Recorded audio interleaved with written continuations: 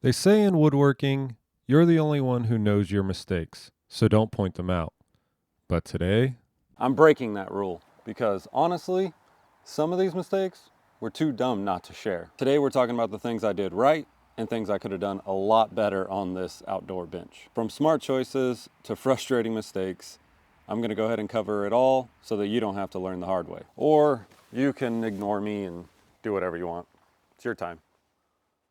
This video is sponsored by JLC 3DP, but more about them later. First thing I did right, designed the bench in Fusion 360. Creating a 3D model of the bench way before I ever made a cut or went down to the lumber mill to select my wood really helped make sure that I didn't make any mistakes early on in the project. It did, however, cause me to stare at my computer for hours, questioning every decision I ever made in life. Highly recommend it. Moving on. The second thing I did right in this project, using the Cricut to create stencils. Now I know what you're thinking. Jason, isn't a Cricut for arts and crafts? Yes and no. I mean, woodworking kind of is a craft and sometimes an art, so I guess just yes. I use it to cut out full-size templates for the more curvy and organic shapes, like the armrests. It was also really nice just to have all the wood laid out and be able to set the stencils to try to avoid knot holes and different things like that. But the real game changer in this technique, hole placement. Measuring on a curved piece to try to find the center of the hole you need to drill is like doing math when getting hit in the face with a fish. So doing it this way, the stencil had all the holes perfectly marked for me, so making it pretty much dummy proof, or me proof, I guess. So yeah, crickets. Not just for eating. Crickets. Not just for vinyl decals. Woodworkers, take notes. Number 3, completely neglecting removing glue squeeze out. So funny story, I completely ignored the whole wipe your glue while it's wet thing. I thought, it won't be that bad. I'll just sand it later. In this situation, the glue actually was in places that I just could not get into sand. I was chiseling and using a multi-tool sander attachment and just really questioning what I was doing with my life. But that's when I discovered the scraper attachment for the multi-tool. It's like a tiny vibrating miracle of woodworking. It helped rip the dry glue off in seconds. But in summary, wipe your glue off or buy the scraper attachment for your multi-tool. I don't know. Let's just pretend this never happened. Number 4, 3D printed screw plugs. I didn't want to expose screws on the bench, so I decided to plug them like a lot of people do. But instead of using dowels, I decided to use 3D printed plugs with a twist. I embedded a tiny neodymium neodymium magnet. They're designed so that they sit close enough to the screw to be attracted to it, but far enough away that with another magnet you can just pop them out. Honestly, it's incredibly satisfying to do it. Maybe a little too satisfying.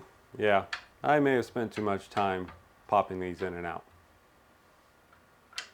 That's what she said.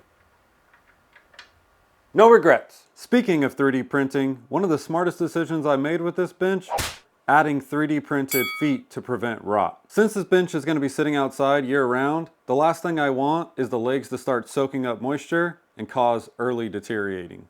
That's where JLC 3DP comes in. They're a professional 3D printing service that makes getting custom parts insanely easy. You just upload your 3D model, get an instant quote, and choose from a huge selection of materials, including engineering grade plastics and even metal. Yes, metal. Because apparently we're living in the future now. For this project, I needed something weatherproof and durable. So I opted for their MJF nylon option.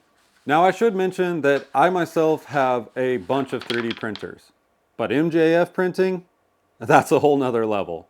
The printers for that process cost well over $100,000.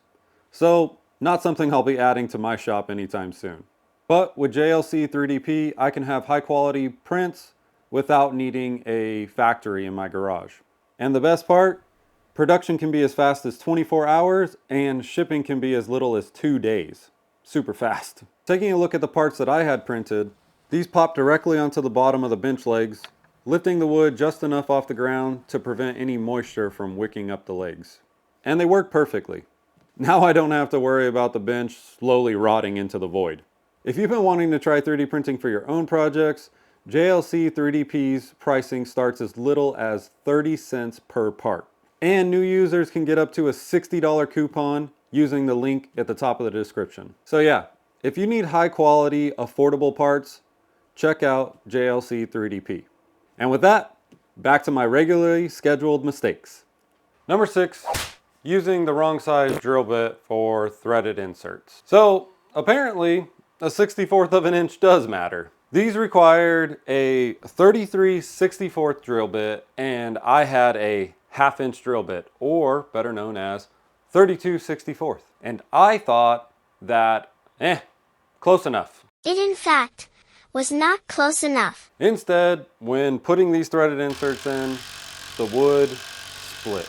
And I sat there thinking about all the hard work I had done and how I really wished I would have followed instructions and just got a 33/64 bit. So yeah, size does matter. At least that's what my drill bits keep telling me. Number 7, finish selection. I used Total Boat's Wood Sealer as a base and Total Boat's Gleam 2.0 as the top finish. It's supposed to be durable and weather resistant. What it wasn't resistant to though? Me absolutely butchering the application process. I had drips and runs, and at one point I think I entrapped a bug for eternity. So is the finish itself bad? I don't know. I don't think so, but I've also only had the bench finished for, I don't know, a couple weeks now. So time will tell. But if you're impatient or terrible at applying varnish, you might want to take your time, consider some other options, or, you know, just mentally prepare yourself for that rustic charm. Moving on. Number 8, changing the design halfway through the project without thinking about the consequences. This wasn't a case of just, whoops, I cut it too short. This was a chain reaction of poor decisions. Originally, the front stretcher sat flush to the first seat slat. They're butted against each other like this. But as I started to lay the bench out, I really didn't like the way that looked. So I decided to move the stretcher up about an inch to give me equal spacing across all the seat slats. Pretty easy fix, right? Wrong. You see, I had already cut all my pieces, including the slat supports that go through the middle of the bench. So you can guess what happened? Yeah, they were an inch too short. Luckily, I came up with a pretty sneaky fix. I cut the supports in half under one of the slats, sandwiched in another piece, and glued it all up. Since it's under a slat, you'll never notice, unless you're the type of person that lays down to see the underside of furniture. Don't be that person. Next. Number 9, using softwood. I use cedar for this build, and look, it's a great wood for the price. It's fairly rot resistant, does well outside, and it has a nice, warm, natural tone. But it's also softer than my willpower around free samples. One good thunk, and it's dented forever. If I weren't such a cheap ass, I would have sprung for sapele,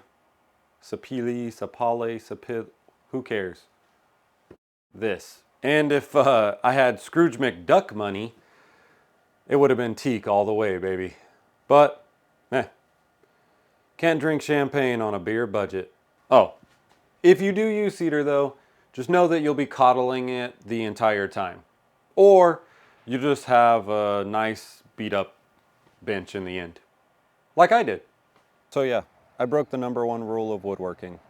I pointed out all my mistakes. But Hopefully this helps you on your own projects. Shout out again to JLC 3DP for the MJF printed parts. They made a huge difference in this build. If you want to check them out, the link's down in the description. Oh, and one mistake I'm not gonna be making, forgetting to shamelessly ask you to subscribe. Bye.